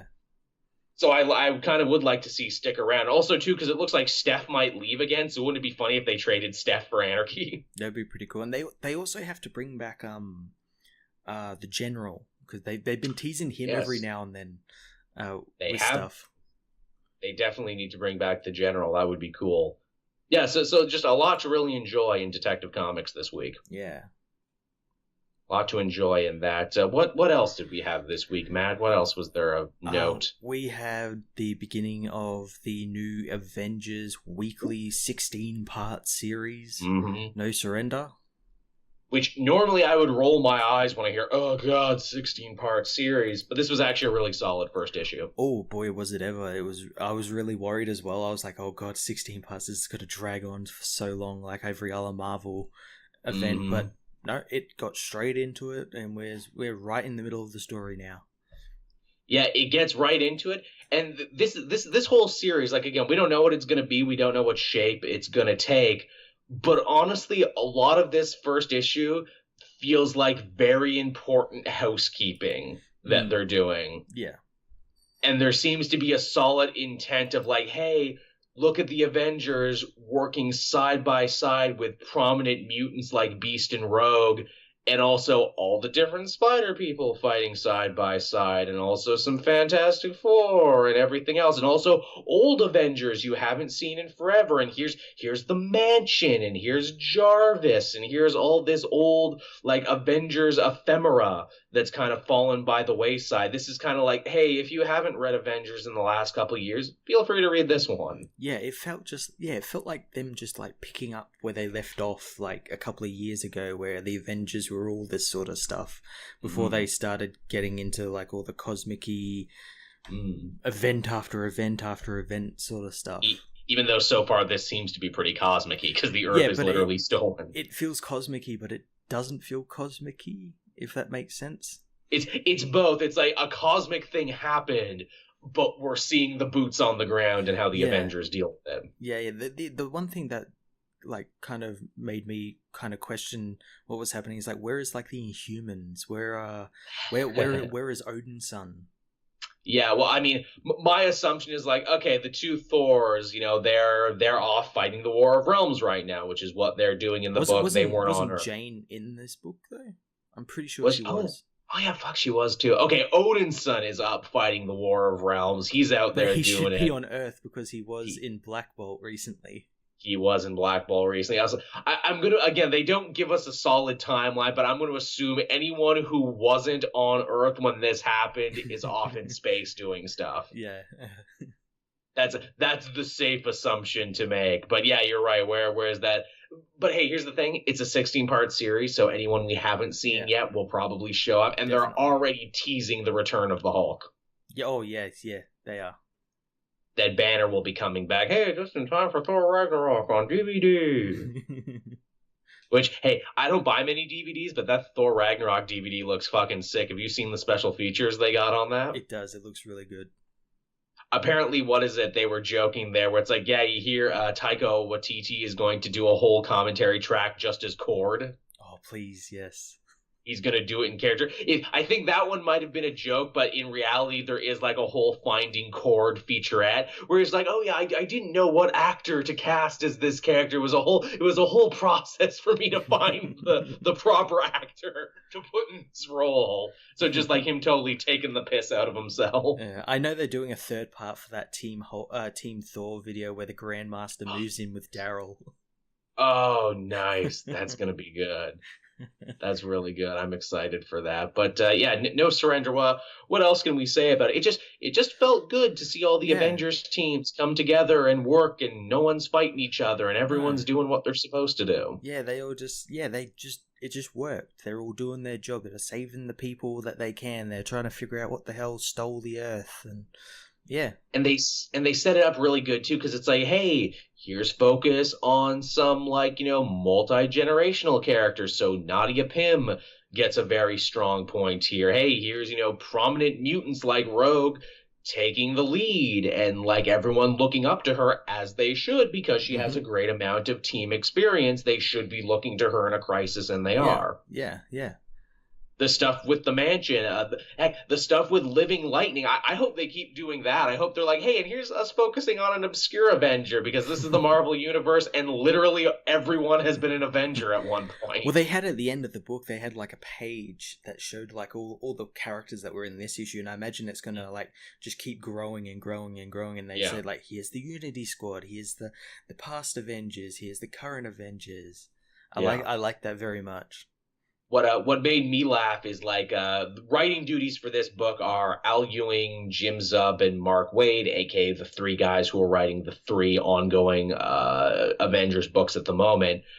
Occupy Avengers takes part in this story, if only because Hawkeye is on it, and Hawkeye is an important member of the Avengers team. I laugh where it's like, and how many members are on that team? Two. In the back, they had the Occupy Avengers. They had like it's Hawkeye and Red Wolf, and that's it. There was going to be more if David F. Walker got to finish that story. They were going to keep recruiting guys every arc, but that didn't happen. And also, David F. Walker is not writing on this one. Aw, sad face. That's got to be a kick in the balls for poor Walker, being like, I wrote this book, it was a cult thing, Joel really enjoyed it, and he was the only one, and then like they get to be in the book, but only two of them. I know I've told the story. When I went to Seattle, I talked to David F. Walker for like 15 minutes. I'm like, yeah, I really like what you're doing in Occupy Avengers, but like, I know it's too good to last. And he's like, yeah, I hope to find a book that's good enough to last at some point. But the rumor is he's getting Miles, though. I hope that rumor turns out to be true. That'd be cool. If Walker takes over Miles, I will totally hop back into Miles. Ben just left such a bad taste in my mouth after Civil War 2. I'm like, you know what? I don't need this. They say the new arc is good. The new arc, it's Miles fighting a new version of the Sinister Six and his uncle, who is back, and also in an Iron Spider costume now. What? Okay, that sounds pretty interesting. That does sound interesting. I'm like, okay, how the fuck did we get here? Yeah, that sounds pretty cool, but... Yeah, Avengers 675 was really cool. We got to see Voyager, who's like the return of Voyager, but it's her in-universe return. This is her first actual appearance. Yeah, but everyone knows her. Every Avenger knows her. It's just we as the reader who don't know her. Yeah, and I think the twist is going to be she's the one who stole the Earth. She's evil or something. Which is I said on Twitter that's why like Jarvis somehow like conveniently ended up in the hospital unconscious. He probably knew who she was. The guy old enough to have been around at the time. That's why only some of the Avengers got frozen blue and some didn't. Anyone who could point her out as being a potential bad guy. Yeah, which is why I'm really interested to see where Odin's son is, because he was an original Avenger. And same with like, are they counting Hank Pym as an original Avenger in this? Good question. Well, that was the theory I was working on. I'm like, man, all this old Avenger stuff coming back and everything. Wouldn't it be funny if Pimtron was the villain? That'd be pretty cool. Because Pimtron even said during the middle of Secret Empire, it's like, look, fight Steve, but when you're done, I'm going to kill all of you. That'd be interesting. I'm just biding my time. Because again, like so much of this is like a love letter to old Avenger stuff and old Avengers iconography. Wouldn't it be awesome for Pimtron to come out and be like, ha ha ha, it was me all along, and all you like second tier Avengers, all you AA Avengers, you're just like me. You're one horrible mistake to becoming me and being pariahs and being outcast by Captain America and the rest of them because of one thing you did that they'll never let go. That would be pretty interesting. I know they're going to be doing something with at least Ultron very soon, because he's going to be involved with Infinity, because he was in the Guardians of the Galaxy books. That's right. Yeah. That's interesting. But yeah, so Avengers No Surrender, off to a great start, and we'll talk about issue 2 next week and for the next 16 weeks. Yeah, it's gonna come by really quickly, I know that. I'm sure it will, until it's done. Yeah. But yeah, I really think like this, or I know it's early to call it, but this feels like Marvel got together and it's like, okay, we've got a bunch of rights back now. We've kind of had an Avengers book for everybody, for all tastes. We've kind of been spreading it thin. Let's crystallize what the Avengers mean in 2018. Yeah, that seems to be what they're doing. Yeah. My goal, and I pitched this before, is like, okay, if you do a new Avengers team, if you reboot again, have a member from every generation on it. Yeah, make everyone kind of happy. Yeah, have one representative from every generation. Heck, even say the other teams exist and that they go back to them occasionally, but there's just one super team called the Avengers, and like everyone's still involved, but there's one core team of Avengers. Yeah. That's what I would like. But hey, that's just me. So yeah, this is Avengers, everybody. Avengers was fucking cool. Yeah, it was really good. What else did I read this week? Oh, I read The Punisher 220, the continuation of Frank Castle in the War Machine armor. I'm behind by 2 issues, including this issue. Continues to be pretty solid, actually. Matthew Rosenberg, probably one of the hottest up-and-coming talents at Marvel at the moment, because he takes a premise that could be silly, like, hey, what if Frank Castle took the War Machine armor and like started a war in Eastern Europe? And they make it interesting, and he finds fun little wrinkles in there that you would not expect. Like, what is it? Frank is looking for the evil dictator of this country, Chernaya, which is like Chechnya and Russia all together with all the same problems of Chechnya and Russia. Been playing a big part in Secret Warriors. Oh, is it really? Yeah, it's like big part, kind of like with Karnak's bit of story with Analux and everything. Well, that makes sense because Rosenberg writes that too. Yeah. So I like it when he does that for a lot of his stuff, like in what is it, like in his Rocket Raccoon. Tales of Suspense is set in Chennai. Oh, is it seriously? Fuck. Yeah. God, he's good at that. Like in his Rocket Raccoon book, he put like a bunch of references to Kingpin's autobiography because he was also writing the Kingpin book at the time and vice versa. God damn, he's good at that. I like him even more now. But yeah, so like he's trying to find this evil General Putin. Oh, sorry, I mean General Petrov. But he's clearly fucking Putin, and he's really Putin in this issue. So he like goes to all the camps, and he's like, oh wow, he has a bunch of like concentration camps for dissidents. And like Frank is going through, do you know where he is? Nope, dead. Do you know where he is? Nope, dead. And all the people are like, oh, the Punisher has come to save us. He's freed us. He's our liberator. And Frank's like, yeah, I meant to do that. Yeah. Has he come across any of the rogue S.H.I.E.L.D. agents with their own Iron Man armors? This issue he does, and they do something really slick with it, because it's like, okay, well, who are these turncoat agents of S.H.I.E.L.D. going to be like? They're all young punks is what they are. Yeah. And they start getting all ageist with the Punisher, and they're like, oh, look at you, old man. You don't even know how to work that technology you have, old man. I'm going to fly circles around you, grandpa. To which pisses Frank off to no end, and he's like, look, kid, here's the thing. It doesn't matter the equipment. It matters the soldier who's using it. And then he, like, crushes the guy's head. Oh, that's awesome. It's super sick, and it's even funnier because the other S.H.I.E.L.D. agents are like, whoa, whoa, whoa, that's the Punisher. Dude, we're super fans of you, man. We love killing people, but we like getting paid for it, too. So to have them be young punks and Punisher fans on top of it, I'm like, wow, you took what could have been one-note villains and actually made them quite interesting. Yeah, that sounds really awesome. It is, actually. I'm like, God damn it, Matthew Rosenberg, you're just batting whatever they give you. I hope you continue. Like, the fact that Secret Warriors is still going after Secret Empire, I don't think anyone thought that book had the legs that it did. Finished this week. Oh, it was the last one this week? Yeah. Well, they made it 12 issues. All the Inhumans book are finishing because they're leading into an event called Judgment Day. Right. Yeah. Which I'm sure is them bidding a hearty farewell to the Inhumans so the X-Men can come back on in. I said that in my review of the final issue of Royals. I'm thinking, it's all leading into this event. I really hope they don't, like, just disappear because the X-Men have come back to, like, the rights have come back. I hope they just don't disappear. If they were smart, the deal is, like, they'll return it to the status quo of, like, hey, we're going to go live on the moon again. And, oh, look, the Fantastic Four are back. Hey, let's go hang out with the Fantastic Four and go live on the moon again. There you go. Kind of like we've come full circle, have, like, Black Bolt and Medusa be like, hey, you know when we were our happiest? When we lived on the moon. Let's go back and live on the moon. That'd be pretty cool. And be those damn moon people again. As Joel angrily shakes his fist at the moon people living above us in their moon castle. And if you want a damn moon people, sure, you can get it over on the Comic Multiverse TeePublic store. Matt wonderfully put that together. And it's a pretty sick shirt. But yeah, so that's good stuff there. The Punisher, you'll enjoy those 2 issues when you eventually catch up on it. Awesome.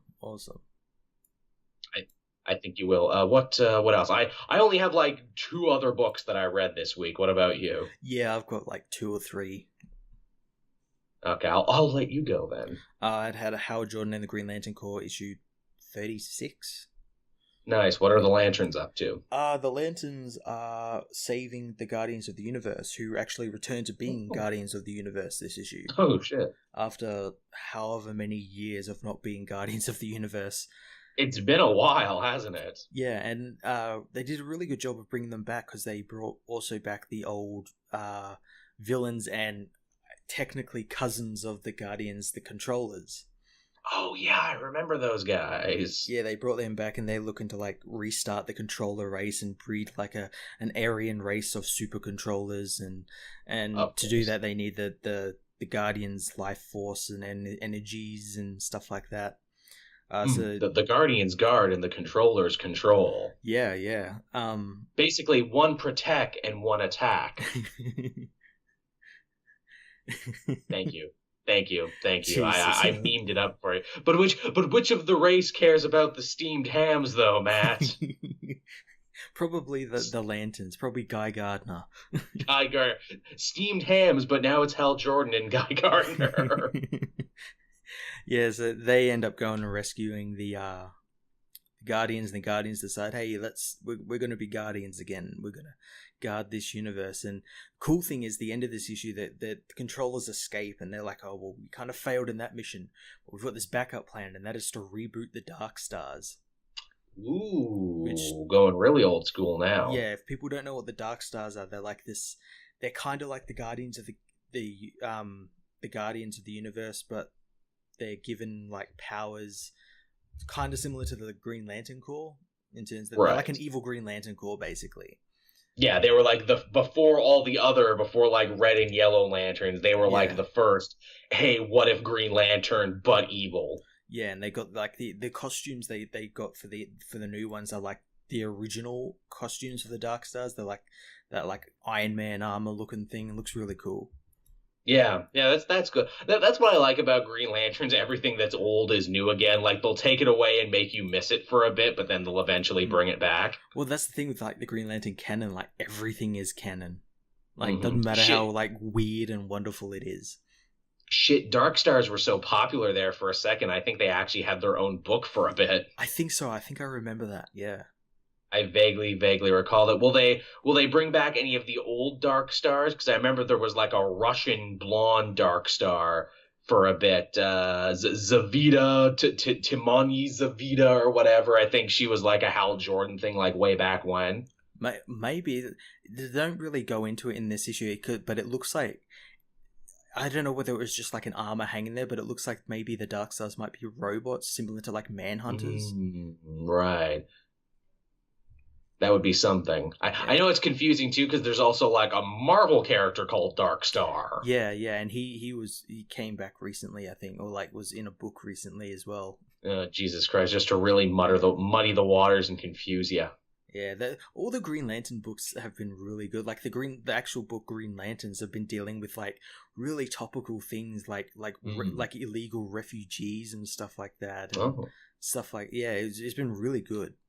I mean, it makes sense with Simon Baz and Jessica Cruz there. Those would be issues that would affect them in real life, so it's only right it affect them in fiction. Yeah, they've been really good books. I think the next arc in Green Lanterns got me really interested because it's about like a dating app in space, and it's like an evil dating app. Spacer. It's like Tinder, but space. Plenty of space fish. Those are the only two dating apps I know. I got nothing left. Adult space friend finder. I don't know. That's 3. I dare you to do better, everyone. It's late.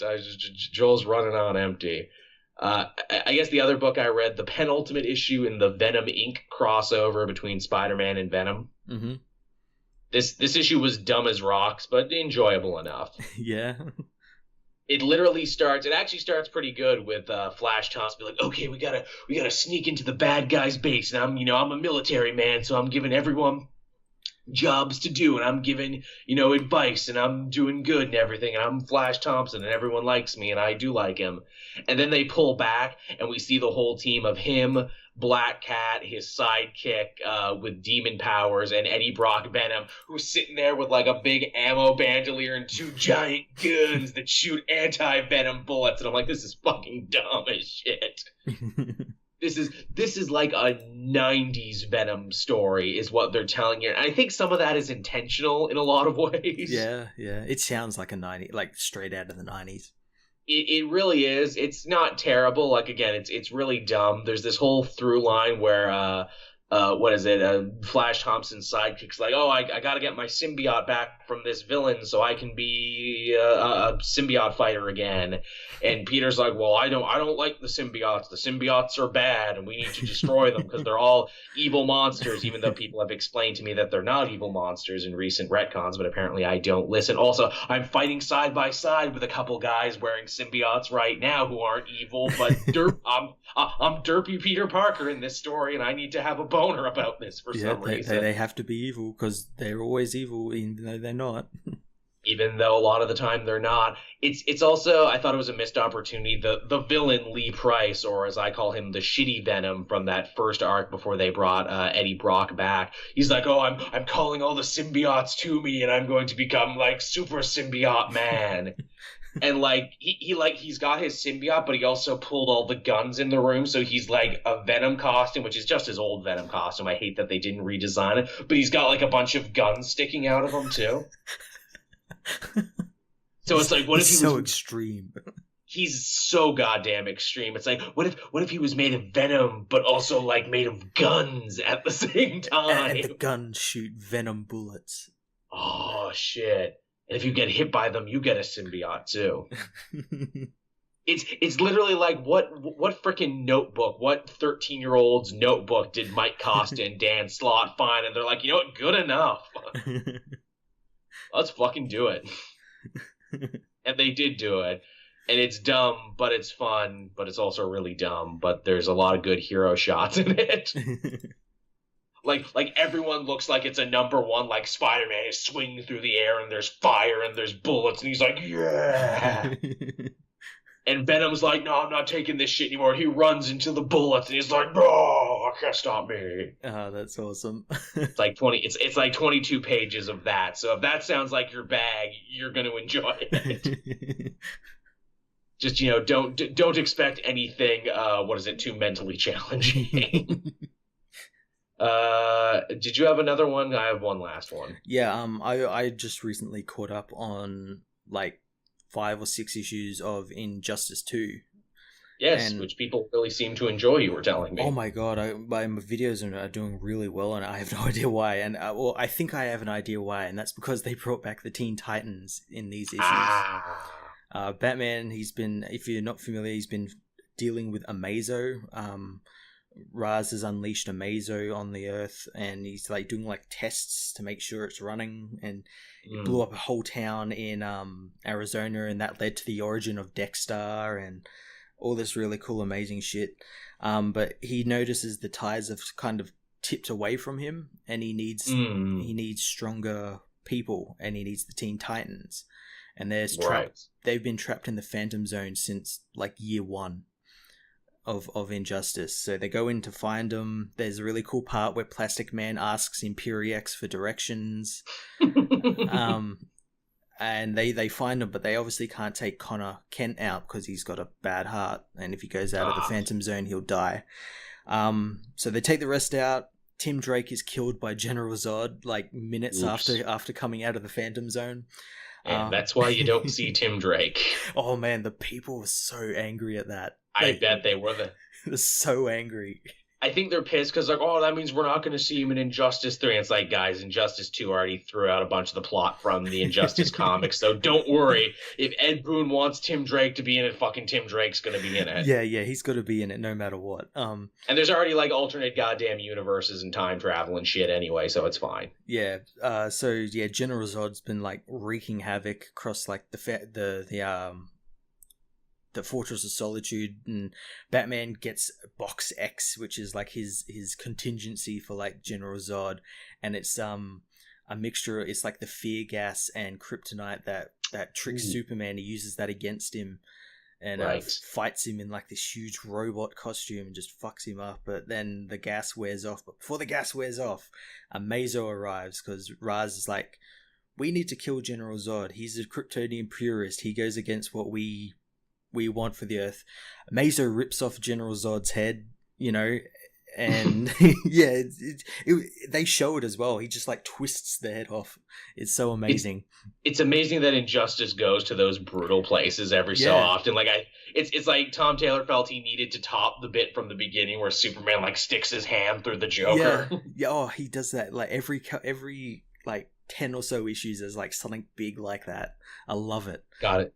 If this keeps going on into Injustice Volume 3, what are they going to have to do to top it? Amazo rips a head off, then Skull fucks it into submission. Well, that's the thing. Like, when Amazo escaped after that, he, like, took the head with him. And I'm like, what is he going to do with that head? He's going to drink soup out of it later. Yeah, it's for his wall. He's going to turn it into an ashtray. Amazo takes up smoking just so he can ash inside General Zod's mouth. But yeah, because General Zod dies, Batman gets an idea, and that is to give Connor Kent a heart transplant from General Zod to Connor's broken heart. And to do that, he needs Dr. Midnight. Oh, nice pull. Yeah, we haven't seen Dr. Midnight in a long, long time, and he needs Ted Grant for that. So he gets Ted Grant and brings him back and brings back Connor Kent. It's really cool issues. Sounds pretty good. And then they'll need to explain why we don't see Connor Kent in Injustice 2 again. I have a feeling that like somehow they're going to work it out. So like, General Zod was evil to his heart, and his heart's evil, and it's going to make like Superboy evil, so they have to fight Superboy or something. Like they have to team up with Raz and use a Amazo to fight him or something. Like it's like that old horror movie Idle Hands. It's like Idle Heart, where it's like, you put an evil heart in you, so you turned evil. That Simpsons episode where Homer gets Snake's hair, which is a parody of Idle Hands. So there you go. That sounds fun, Matt. Like, I caught up on Injustice, then I fell behind on Injustice. I need to catch up on Injustice. These like last couple, you don't know where it's going to go. That's the thing. No. You have no idea. And you never do. I have one last one, and I won't take forever. I read the new Daredevil this week.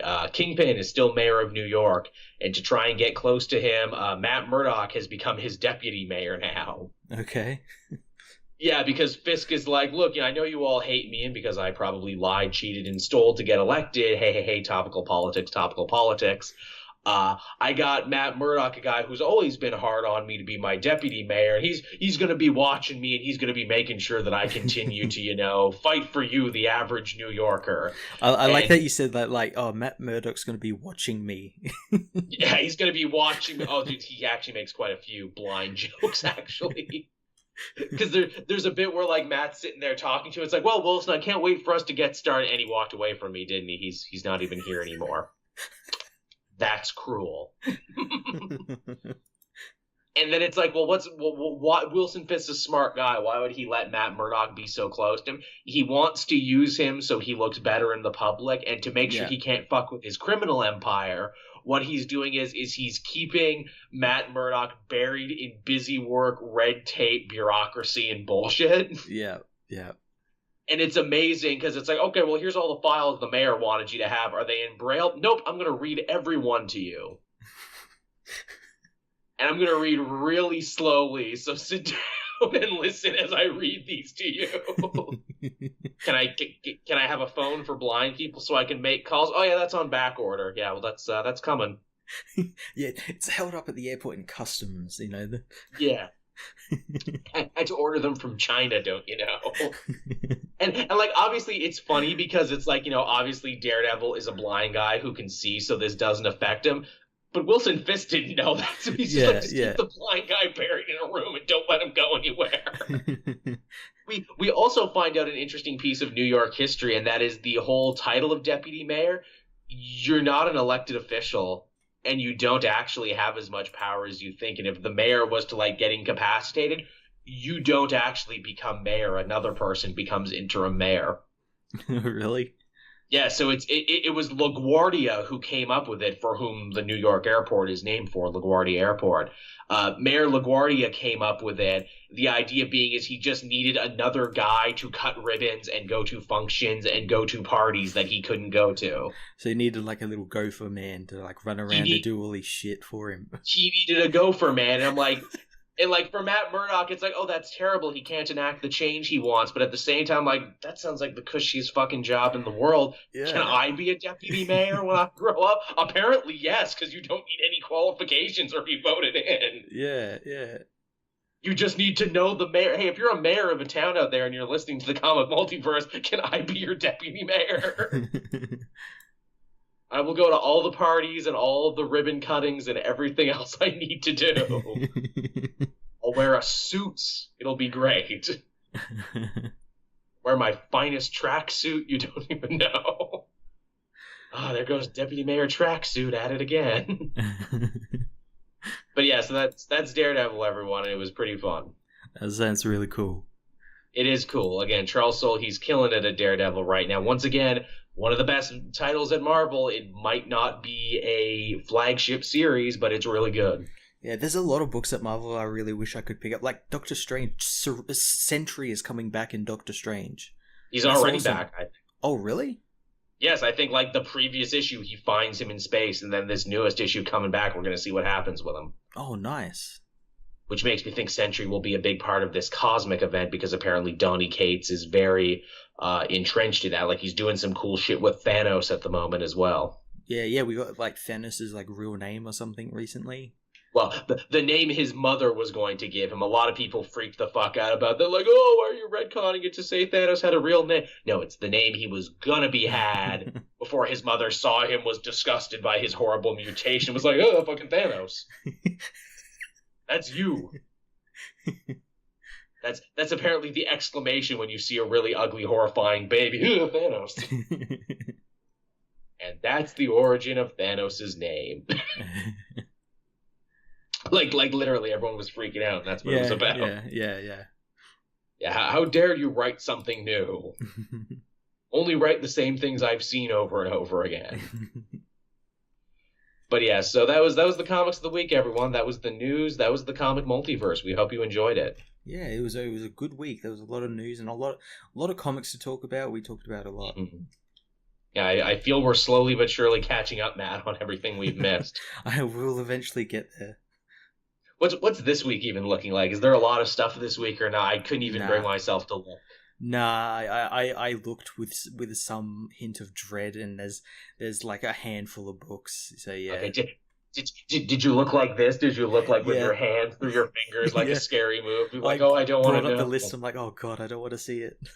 So some weeks it's like that, everybody. Some weeks we do look at the comic release schedule like, oh god, how long is this gonna be? Funny thing is that I have other videos I'd like to try. I would like to do another required reading for Black Panther, because that movie's coming up in February. I would like to do another complete story for Black Bolt now that I've read it and everything, and I hope to do it at some point.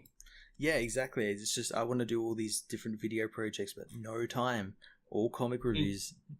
Oh, I'm actually, I got a new camera for Christmas. I got that Canon I had my eye on. Mm-hmm. So my videos are going to look better. Here's the thing, though. I cheaped out when I got it, and I'm like, okay, cool. It's like, why is this version this much and this much like a couple $100 more? They're the same camera. You got the DSLR version, didn't you? I got the one that didn't have a memory card in it. Yeah. I got the one that didn't have a memory card in it. So I got it, took it out of the box, put it together, got it to match the light in my room and everything. I'm like, oh, it's going to be great. I can't wait to film. Click, please insert memory card. Memory cards are really cheap, though. So they are. I just haven't had a chance to go out to the store and get one yet, but I'm going to. Yeah. But yes, after all that, and I had 2 new things I had to film too, and I'm like, God damn it. Does yours come with onboard memory? Mine does. Again, I haven't screwed with all of the settings. It probably does. I just haven't it's really short though. It's like 5-10 minutes or so. Right. Which again, I don't record super long things, but even still would be nice to have. Yeah. But yeah, so that's the vidya, everyone. We hope you enjoyed it, and as always, be sure to like, subscribe, and favorite if you haven't already. Be sure to check Matt out over on Fortress of Solitude. Be sure to come back here every week, Wednesday at 8 a.m. to watch the show. That is, of course, unless you're a patron, which you can become for as little as $1 a month, every month, in which case you can watch this as soon as it's done, which is usually Sunday night around midnight we put it up. Yeah, you can watch this. You can listen to this as well. Exactly. If you're one of those people who say that why is it always a little low, you can always go and listen to the audio version over on SoundCloud, which is apparently always loud and always to your liking. And plus, go listen to stuff on SoundCloud. I pay $16 for it every month. Yeah, we need to make that money there. No, we don't make any money on it. I just want to know that people are watching and listening and downloading and justifying that purchase. Yeah, justifying the $16. Yeah, just justify my fucking $16 a month. Well, I mean, really, it's justify the patrons' money, because I take the money the patrons give me and I put that into it mainly for them so they can download it, and also because the show has a place to live and everything. So I really shouldn't complain, because one hand washes the other in this situation. You scratch my podcast back, I scratch yours, and now I'm just fucking rambling. Let's end this show, man. Let's end this. All right, thanks for listening, everybody. We'll be back again next time. Bye-bye. Bye. I'm at Multiverse out.